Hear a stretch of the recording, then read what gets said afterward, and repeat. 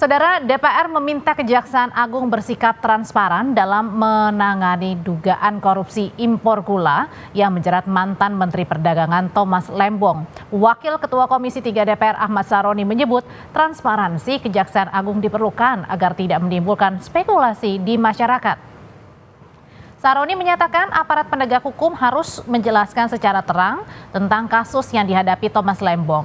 Kejelasan dalam penanganan kasus diperlukan agar masyarakat memahami duduk perkara kasus ini, sehingga tidak memicu dugaan tentang adanya permainan di balik kasus.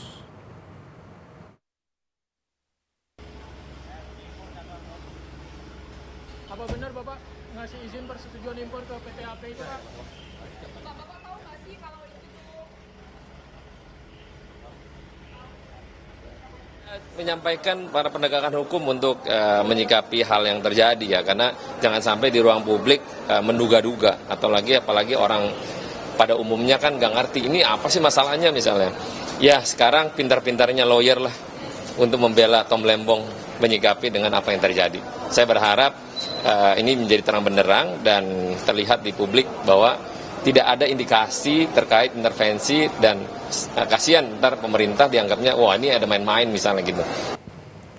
Tersangka kasus dugaan korupsi impor gula, Thomas Trikasih Lembong mengajukan gugatan pra-peradilan ke Pengadilan Negeri Jakarta Selatan. Gugatan pra-peradilan terkait dugaan kejanggalan dalam proses penahanan dan penetapan tersangka oleh Kejaksaan Agung.